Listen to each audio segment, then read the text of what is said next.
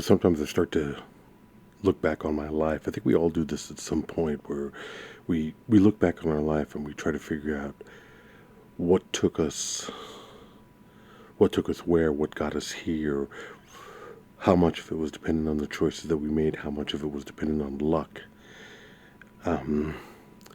That's not to say that I feel that in any way there's a fate involved in things that happen in life, that there's some kind of overriding power that motivates or dictates who we are, or who we become, I should say. What I'm talking about, though, is not being able to ignore the roles that ascribe to us in so many cases. Being a man versus being a woman, being straight versus being gay, being black, white, Latino, Asian, Native American, whatever the gamut is, whatever you want to say, how that factors in to the people that we are and the people that we become. I also like to think about the role of cinema in my life, and sometimes I start to wonder about how either healthy or unhealthy that thing is, where you start to wonder, am I doing the right thing with my life? Am I dedicating this much time to the movies, living through somebody else's fabled existence, their fiction, their memories of what once were? I don't know. The older I get, the more I ask myself. After growing up in Phoenix, busting my ass to get out, going to college, probably not taking full advantage of opportunities that were available, although I don't know what opportunities were available. I'm talking about internships. I'm talking about getting a job in a field that you studied in.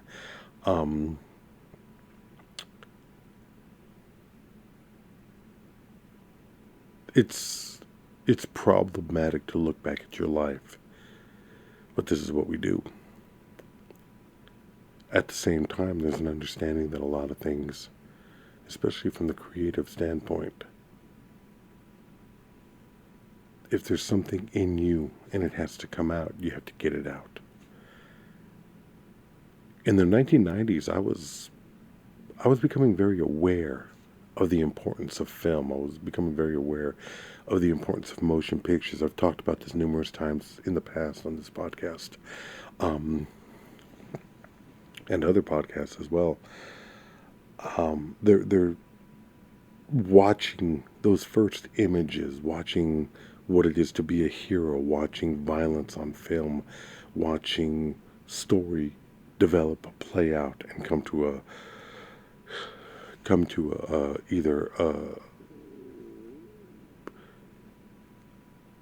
either an anticipated end or a surprising end. All of that plays into it.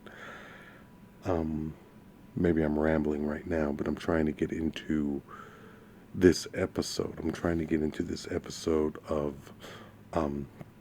this show that I've been doing for 7 years now. Watch This with RickRamos. First with Lee Syatt, the Flying Jew, on the recommendation of my good friend Mr. Joey Diaz. Shortly thereafter, the solo episodes, probably about 40 or 50 of those, until bringing in various friends, including a good friend David Wilcombe, Steve Simone. For those of you who listened in the early days, my good friend, my good buddy, Mr. Mike Black, one of the best guys that I know, wishing him well wherever the hell he might be, which, I know. LA, Los Angeles, still grinding it out, still pushing to get to the other side. And then I met up with,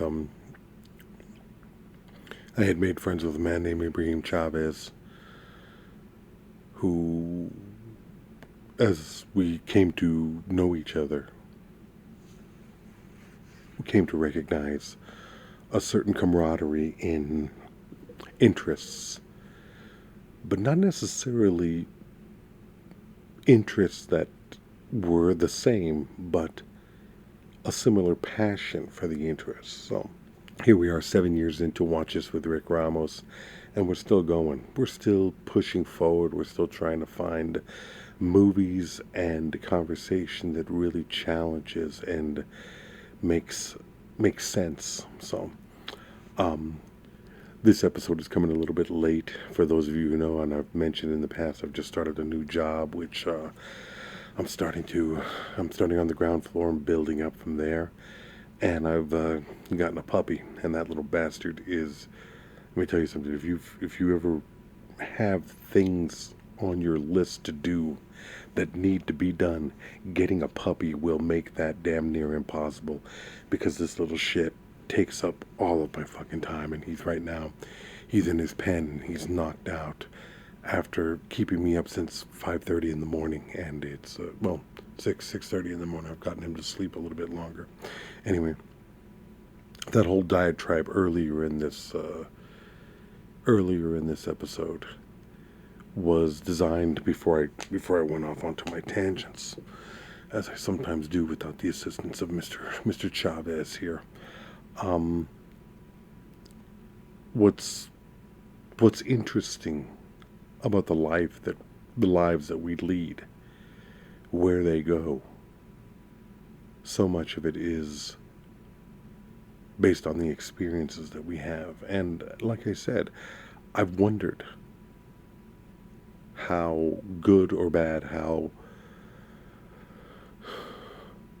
helpful or painful to my soul it's been to live so much in movies. You know, I have friends who live and die by basketball, football, their children, their job. But I think that what it comes down to it is that everybody has something, or at least everybody should. Everybody needs a passion that drives. Everybody needs something that gets them from point A to point B and makes them realize that, yeah, I'm doing something important for me. I'm doing something important for me that's going to keep me from going insane. So, that being said, in the 80s, I really started paying attention to films. I really started paying attention to movies in a way that wasn't as dismissive as a great many people are about movies. For a lot of people, movies are just, hey, let's go check out the latest film at the multiplex and be wowed by the fact that Tom Cruise at 60 years old is doing his own stunts and is insane about it. Or that in the 80s, at least, it was about a kill count struggle between Arnold Schwarzenegger and Sylvester Stallone. Then you would have certain things like a little bit more of an everyman action hero like Bruce Willis as John McClane. But I felt that in the 1980s I had missed out on a period of great filmmaking. The 1970s, basically. Personal, difficult films that dealt with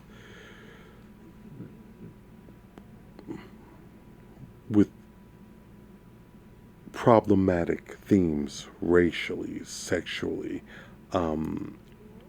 gender. There were a number of films out there that were pushing the line and forcing the studios to take note of what the public wanted. They call that the movie brat generation. The Coppolas, George Lucas, Spielberg, Brian De Palma, Paul Schrader, and of course Mr. Martin Scorsese. And a lot of that would be wrangled and got under control by the early 80s, particularly with the what a lot of people believe to be the death of the 1980s with Michael Cimino's Heaven's Gate, although I would argue that it had already started to die before that, and Mr. Chavez and I will be doing an episode describing the death of the 1970s with Spielberg's 1941 Francis Ford Coppola's Out of Control Apocalypse Now, which was a success but went into One from the Heart, which was a failure that he never really recovered from. Cimino's Heaven's Gate, Friedkin's Sorcerer,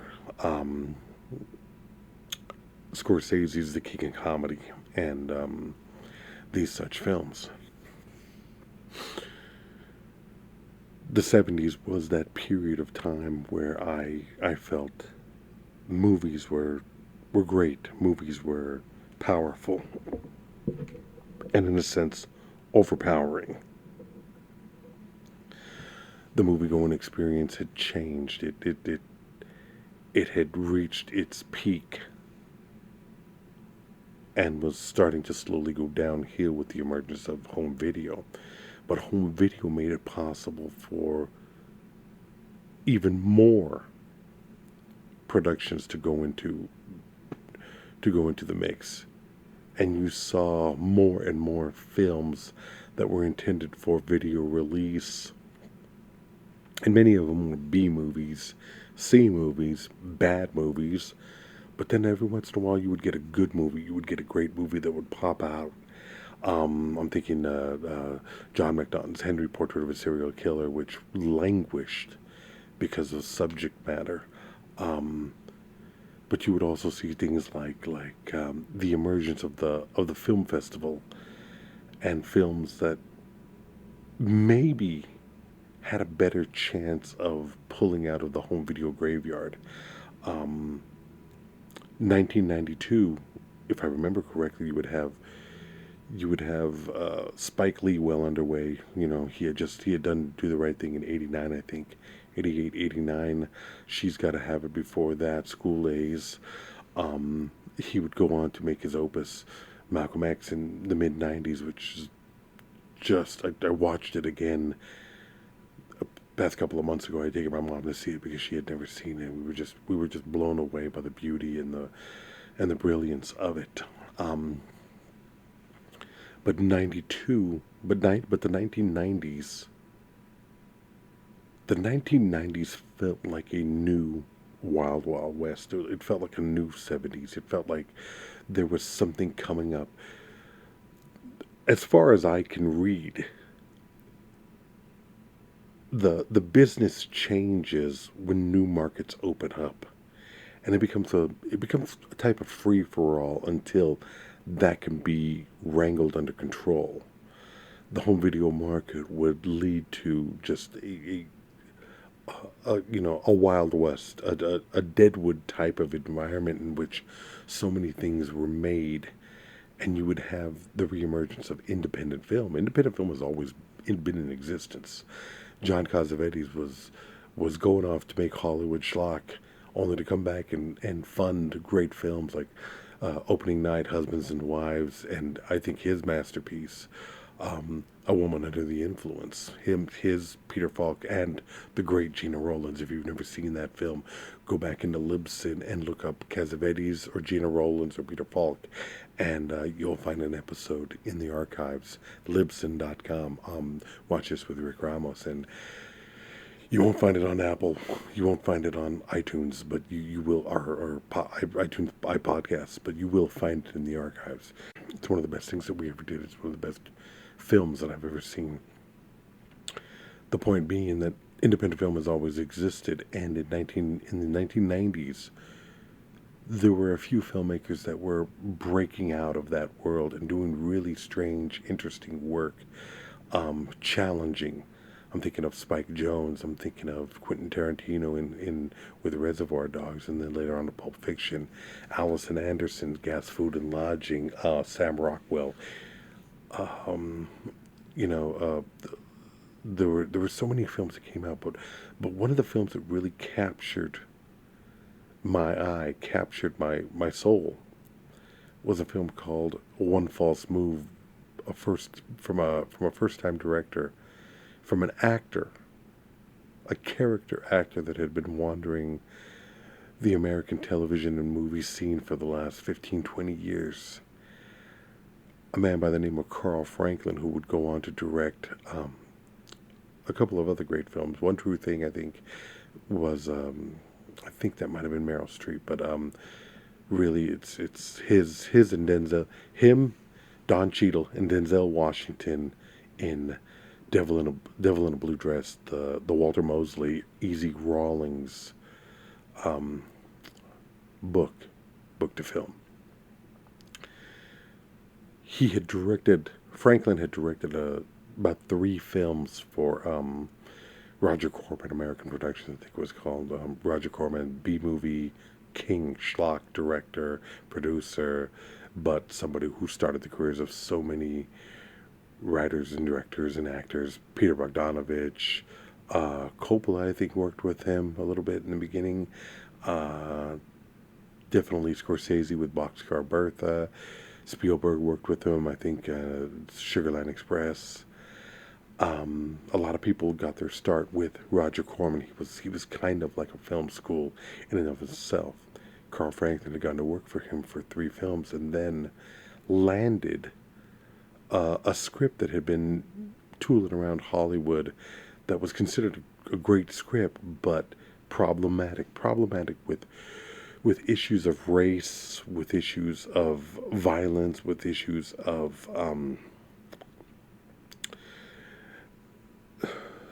race relations. Police. The film I'm talking about is 1992's One False Move, which was intended solely as a straight-to-video film, but this was a time when film festivals were in full swing and everybody was looking for gold. They were looking for diamonds in the rough. And I'm not sure what screening it was, but Roger Ebert and Gene Siskel, I'm not sure if Ebert or Siskel were the first to see it and the first to endorse it, but this, you got to remember, this is the 1990s when these 2 film critics had more power than just about any production company in Hollywood. Their say-so could get a film into theaters and could boost the box office. Now, it didn't always work. They sometimes picked films that didn't go over too well. They championed a great number of films that didn't make significantly more money, and One False Move did not blow up the box office, but it kept it from languishing on home video shelves and made it possible for audiences to see it. And what they were introduced to was, I would say, 4 great performances from Bill Paxton in the lead as Chief Dale Hurricane Dixon, Cynda Williams, who had only been seen, I don't know what she had been seen up to that point, but she would go on to do Spike Lee's Mo Better Blues and a handful of other films before, as far as I know, disappear, and I haven't seen her. Billy Bob Thornton, who is a very Billy Bob, very, very intense, very frightening, very boisterous and in-your-face performance. And also a character actor who should have been much bigger based on the power of this film and this performance. A gentleman by the name of Michael Beach. Michael Beach playing the killer in the film Pluto, the co-killer. The film is a police procedural with elements of noir and strong feelings of a thriller. And what the film is it's an examination of race relations, police work, but also regional differences between big city and smaller towns, and specifically West Coast California, Los Angeles police, and a Texarkana, Louisiana, or an Arkansas police chief. Now, I didn't know what I was getting into when I saw this film, and my memory starts to betray me at this point, because I remember I had a conversation on a Facebook page, Cornelius Burroughs Facebook page where he was raving about this film. Where I don't know if he was raving about the film, but Mr. Burroughs does this segment on. He does this Diary of a Film Junkie, I think it's called, where he lists every film that he watches through the year, and this fucking crazy maniac sees about 300 and some odd films a year. I thought I saw a lot of films. He sees a lot of fucking films. But he had just picked up, we had talked a little bit about it on Facebook Messenger. We had talked a little bit about the Barnes & Noble Criterion sale, and it had been slim pickings for me, but I did pick up this film. And I told him it's a great film. He had never seen it. I think he put it down as a first time watch. And I don't remember if I saw this on one of my Tower Records video rentals, or if I waited until LA, because sometimes when you're a movie person, you're a specific kind of movie snob, and you want to see a film a certain way. And in those days, it was very difficult to find widescreen films. It was very difficult to find films that were letterboxed for the correct presentation.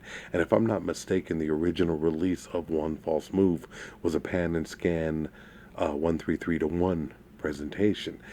Now, even though the film was 185:1, you're not losing a whole lot, but you're losing enough that makes me... I get the feeling sometimes... I have the attitude that I don't want my first screening of a film to be the wrong screening, to not see it in the proper aspect ratio, to not see what the filmmaker originally intended. So I've subsequently missed out on a number of films until I was much older. I was talking to somebody on Cornelius's page about this, and I don't think I saw One False Move until I saw it in a theater. I think I saw it at the New Beverly in Los Angeles.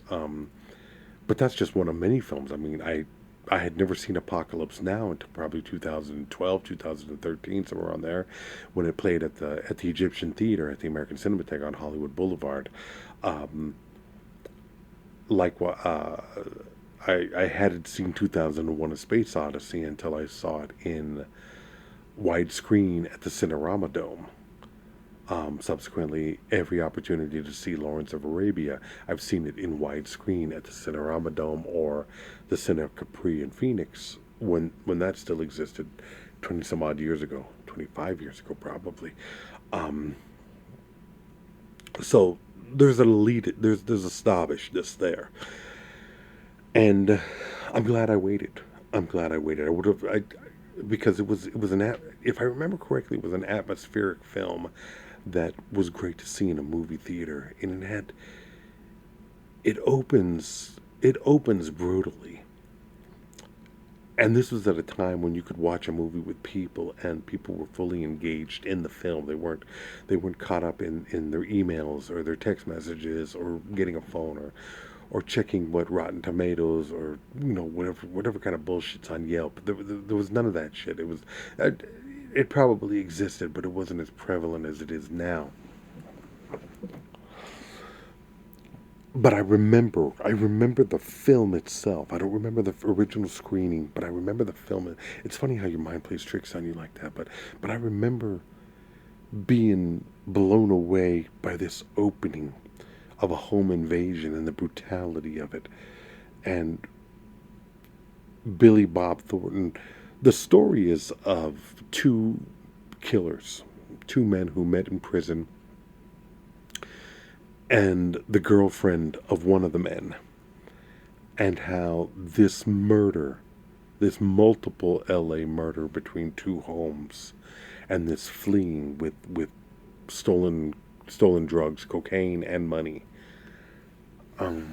how it plays out ultimately from Los Angeles, California, Inglewood, I think to the Valley, to Houston, Texas, and then Star City, Arkansas, Texarkana, Arkansas. I believe it's Texarkana. But there's this brutal home invasion, there's a party going on. A group of friends are at home. They're having a good time. They're videotaping themselves. Video cameras were new back then, so it was like a really exciting and playful thing. Exciting, playful, full of energy and a lot of good times. And the scene comes to a crashing, violent interruption. There's this moment where a young woman, Cynda Williams, comes in and basically to bait this group, basically to get them. They trust her, they like her, they want to see her, and I don't know what the relationship is, but they do have a relationship with a major drug leader, a drug dealer. So these people are tied up, they're beaten. One young lady is slapped repeatedly by Billy Bob Thornton, who's threatening to kill her over and over and over again. He's the loud, violent,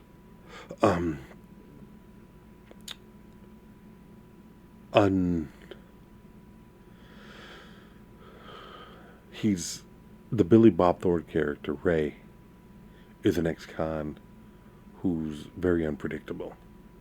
He's not exactly smart. He's not bright, which is one of the problems that I have in the film. But I guess it plays out. I guess you can explain it later. The Michael Beach character. Okay, so Billy Bob is his woman in this film is a woman named Fantasia, who you'll find out later is named Lila. Fantasia is weak. Is a sad thing. You can see it's weird because I'm watching HBO's The Deuce right now, the David Simon produced short series, three season series about pimps and prostitutes in New York in the 70s through the early 80s, and there's this sense of weakness, sadness, and control that exists between men and women in violent relationships, and I definitely get that feeling off of her, like she's a very weak woman. But as the story plays out, you start to see this manipulation, this opportunistic manipulation that becomes very ugly, and it plays out. And I'm not going to give away, even though this film is 30 years old, and Mr. Chavez and I, we normally talk about every aspect of a film. I'm not going to do that here because I still want you to be able to absorb this film, experience it, and take something from it. There will be another episode down the line, maybe next year, where Mr. Chavez and I will sit down and discuss all aspects of the film, because I think it's that important. I think it's important to go into the issues that it raises about race and regional conflicts, big city versus small town, and just the performances in this film. There's that relationship. So you have, as it's discussed in the film, she's Cynda Williams and Michael Beach are repeatedly referred to as either colored or niggers, and it's the racism of the film is not blunt as it would be in a film like Walter Hill's 48 Hours that we talked about in the past, but it's more matter of fact, as in this is life, this is the way people are referred to, and in a way it's because of it being more matter of fact and natural, I think it makes it more violent and difficult. I think it makes it a more painful and ugly type of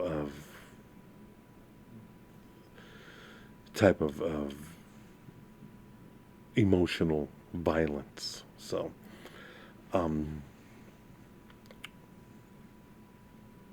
with this type of film, you usually have one character who is violent and unpredictable, and another character that is more calm, sedate, and effectively far more dangerous. And that character is Michael Beach. And Beach, I got to tell you, this is a film that I've seen him in numerous things after this, including Waiting to Exhale, numerous TV shows. He's done a lot of Law and Order. He's done a lot. He's done a lot of stuff. Lean on Me. I've seen him in a lot of things. He would go on to do another film with that Billy Bob Thornton wrote called A Family Thing, where he played the son of James Earl Jones, and in that film, which also deals with race, and Robert Duvall finds out that his father is black. No, finds out that his mother was a black woman, and he goes in search of his identity, and it's his who he was, who he is. So this film, if I didn't mention, was kind of like the gateway for Billy Bob Thornton as a writer. Billy Bob Thornton wrote this. You would go on to see the fame in Sling Blade and a number of other things that he would do, including just acting as far as let's say Fargo, television Fargo, the FX adaptation of the Coen Brothers film, which I don't even think has anything to do with that original film. Thank God, because that's a brilliant thing in and of its own. But also, like, my favorite performance is Bad Santa, which I think he's phenomenal in. Not so much a belated and unnecessary sequel 20 some odd years later, but this film was kind of his card into the Hollywood system. He would write this film with a writer named Tom Epperson, who would go on to who would write novels, and their relationship. It's kind of interesting. There's a discussion between Carl Franklin and Billy Bob Thornton on the Criterion disc, and it's about 30 minutes. It's a fun talk, and you get the sense that there's a level of respect between these two men, and there's a history there. So I kind of dig that. I think watch it after watching the movie. So I'm all over the fucking place. You have this triangle of killers. And I include Cynda Williams there because she will prove herself capable of taking life later on in the film. The thing about this film is that it's brutal, it's ugly, it's very honest and very real. This is not something that is blown up. It's not something that is exaggerated or meant to be. It's not salacious in any way. It's a very real, honest depiction of crime and criminals and the criminal mindset.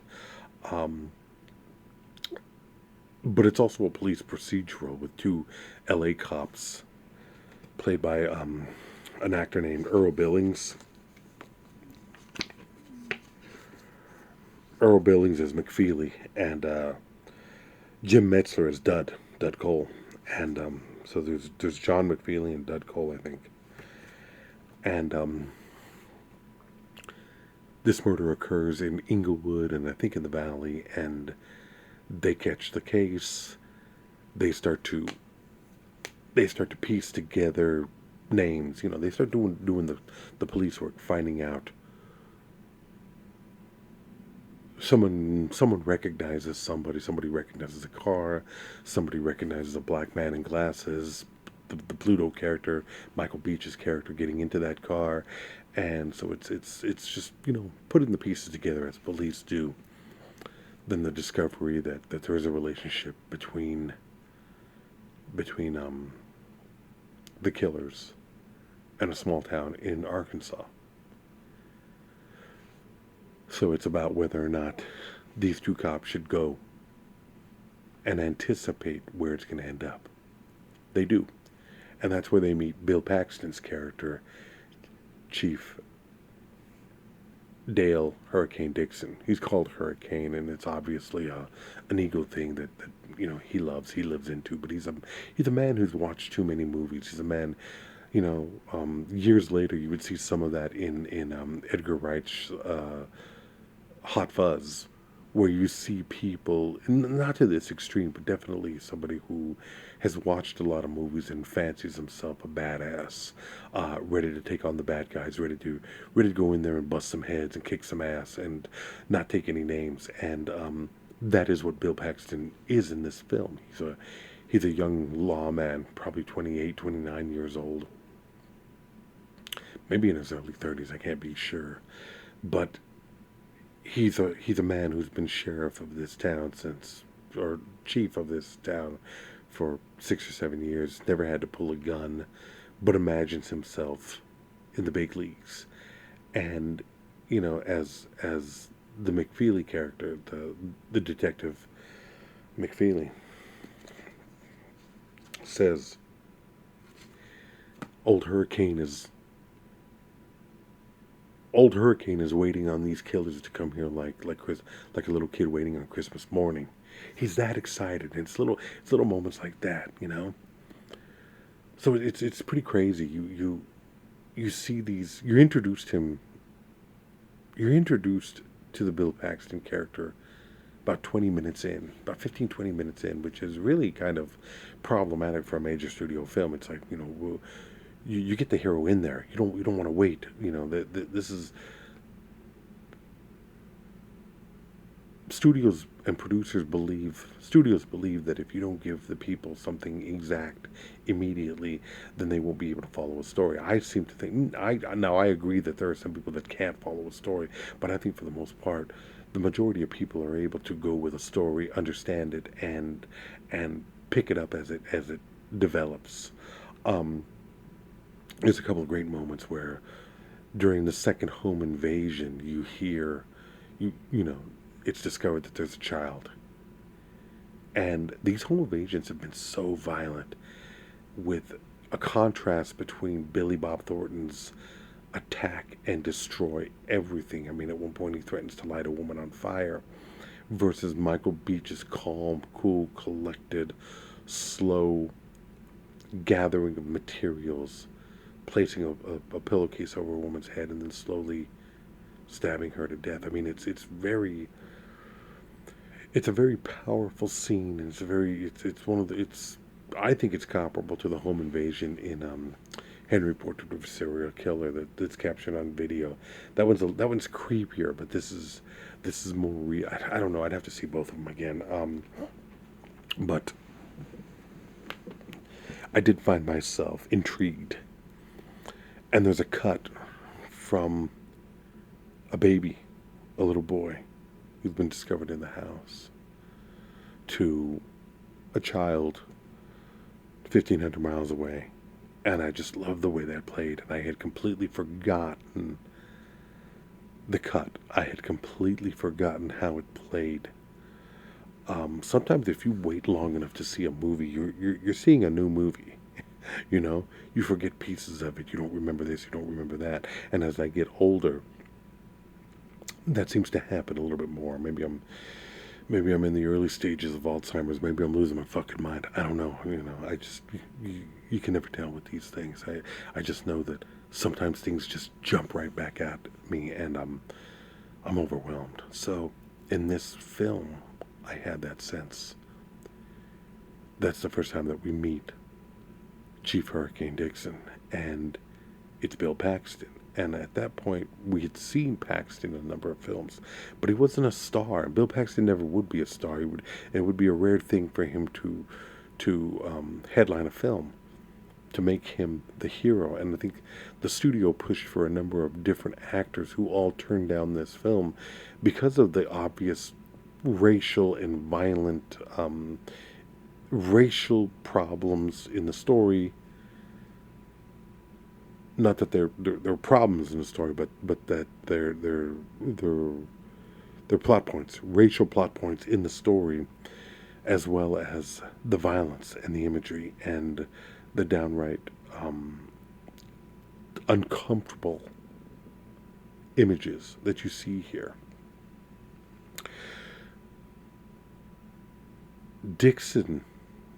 Bill Paxton, I had seen. I mean, we had all, pretty much those of us who know movies, those of us who follow this kind of thing, so many of us had fallen in love with Bill Paxton during James Cameron's Aliens from like 87, 80, probably 86. I don't know when it was.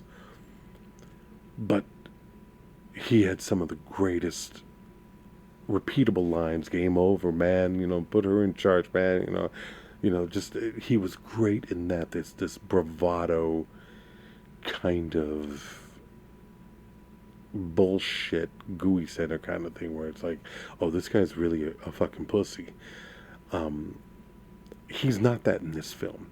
He's just a man in over his head. He's a man who doesn't realize the true danger of what he's looking at, who doesn't recognize what is coming down the pipe and what he's ultimately going to have to deal with. And he doesn't shy away from it. I think it's a star-making turn.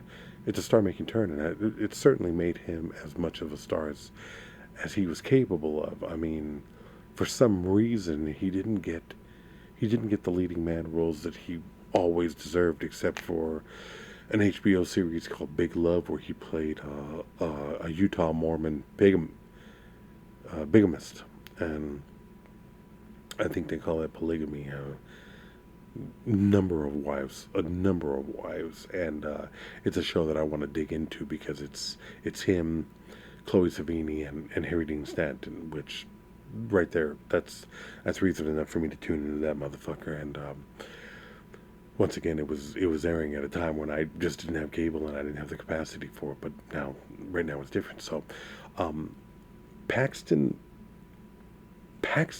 has a sense of aw shucks, and it's very much the bravado of somebody who wants to be respected, who wants to be seen as valuable, who thinks that he can swim in the deep waters and fight the good fight. And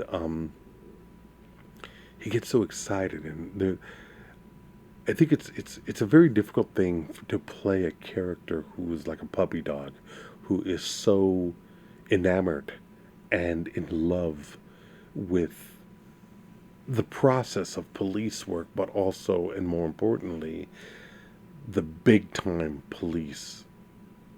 These two LA cops. He refers to these two cops, McFeely and Dud. He refers to them as some of the best lawmen in the country. They're just fucking detectives out of LA. They're a couple of guys who caught a case. That's it, But in his mind, he has created this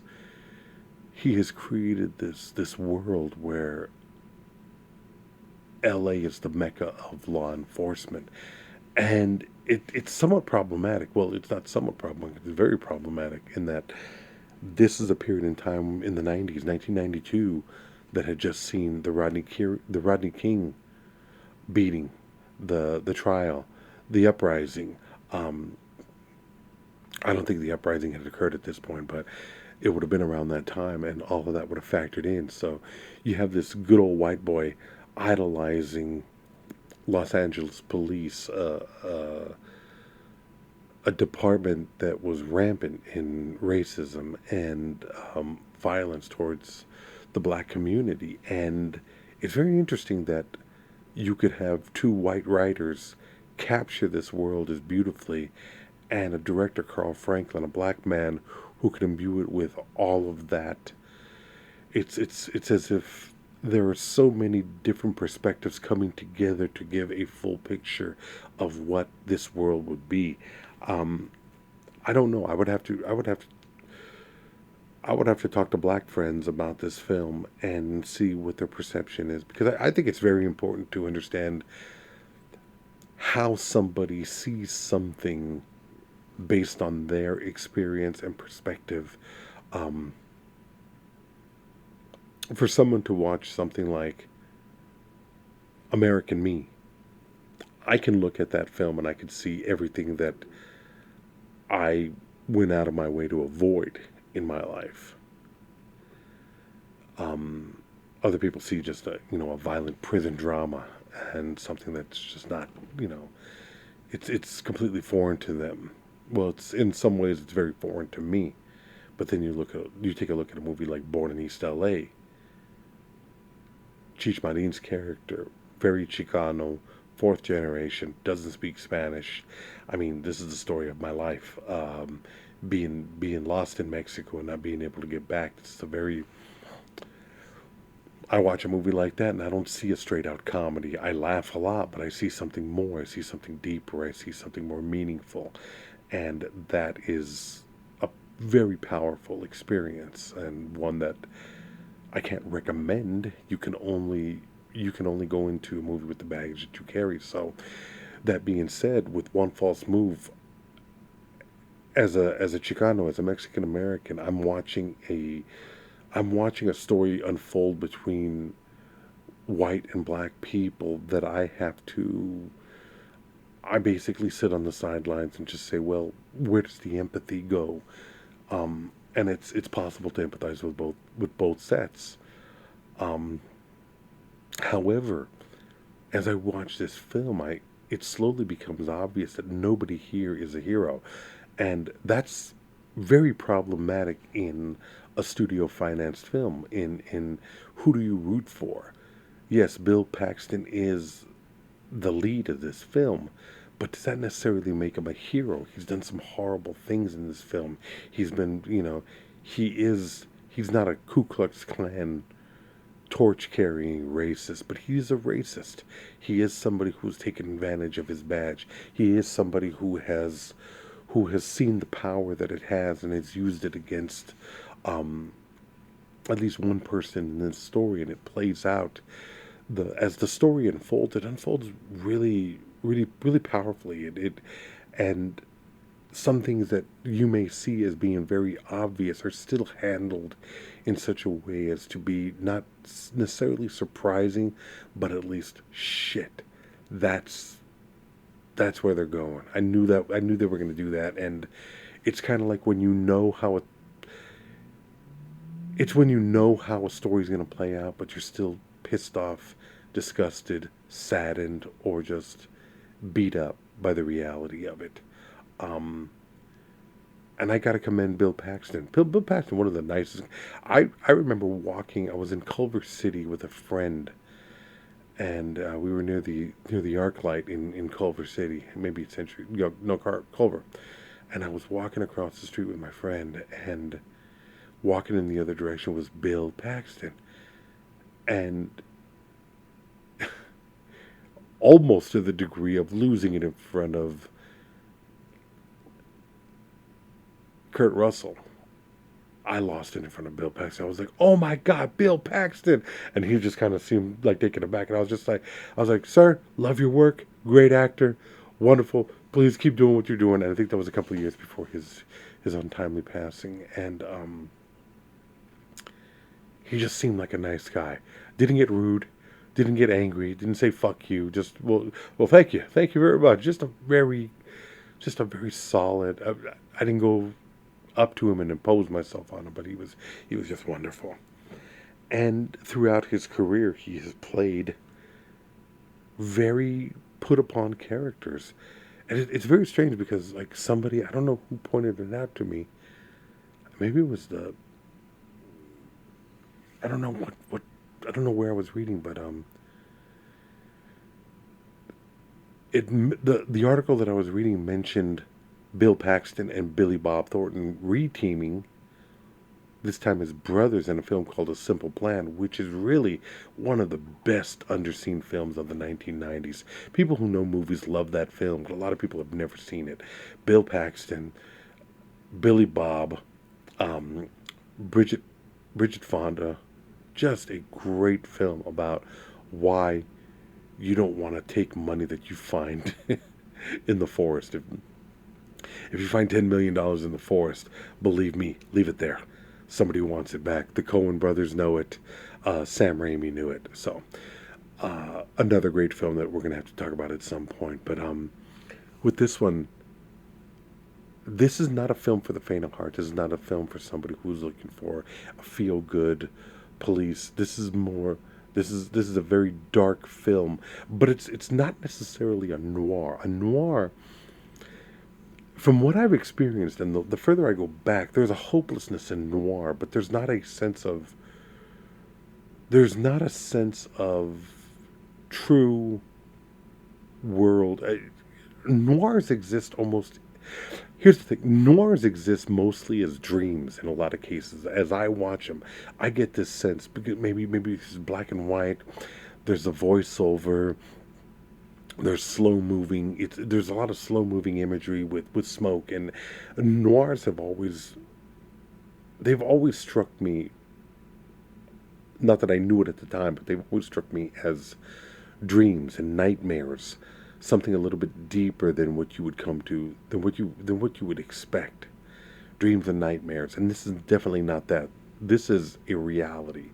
This is ugliness. This is an ugly home invasion, and a final confrontation at the end of the film. I'm not telling you too much.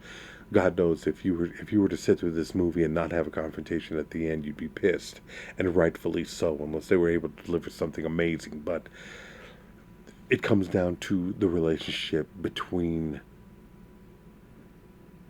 Chief Dixon,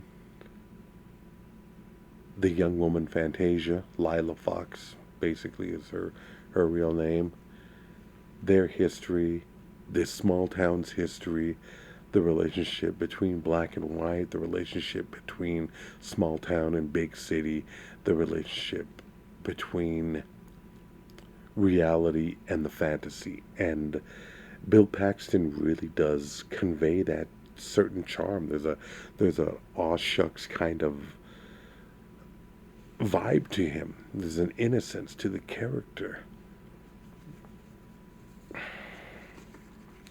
The two cops that have come down, Jim Metzler and Earl Billings, Jim Metzler playing Dud Cole, Earl Billings playing John McFeely, they're lived in. They're real cops. They look like real cops.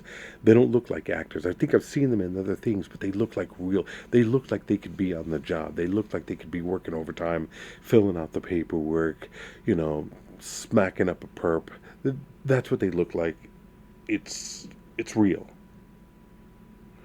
This is an honest film. This is a real film. This is a film that has a lot of edge to it, but it feels like something that you can believe. It feels like a true life story. I think that's the difference between that. I think that's what keeps it from being a true noir, is that its foundation is reality. A real world that you and I both live in. And that's not something that you see as powerfully in noir. Noir has its own magic, and its own magic is built on the idea of the wrong man. It's built on the idea of the bastards are all coming at you. Walter Hill's Johnny Handsome is much more of a noir than this, because that is somewhat nightmarish. It's somewhat dreamlike. All I can really say is that Gene Siskel would put it on his list of the best films of 1992, and I think Roger Ebert put it on his list as one of the best films, and they might have put it on one of the lists of their decades. I didn't put it on my list of the defining films of the 90s because I might have put it as one of the best films, but I don't know if I did. It was a film that really broke out of the stranglehold of home video, and it made a name for itself, and it got seen, and it was a more hopeful time. It was a more hopeful time for films because it meant that something could get made, there was a chance it could be seen, and there was a chance that it could be seen by a bigger audience. I don't know what we have now. As far as I'm concerned, something has to break. Things break on TikTok, and people are signed to bigger deals. But I don't know. I don't know if it's the same thing. I don't know if it's selling a narrative. What I will say is that Criterion they've done a good job of putting this film together and getting it out. I would have loved. Mr. Burroughs and I talked about how we would both have loved to seen more supplements, but there was a commentary by Carl Franklin, which I haven't listened to yet, and there's a 30-minute conversation between Billy Bob Thornton, the co-writer, and Carl Franklin, the director. That's a lot of fun. That's very interesting. And I'll leave you with that. It's an exceptional film. I think you'll like it. I think that you put it on a Friday or Saturday night late. You have beer, you have your whiskey, whatever, and you slowly sink into this violent criminal world. Justice isn't always just, and violence is far more brutal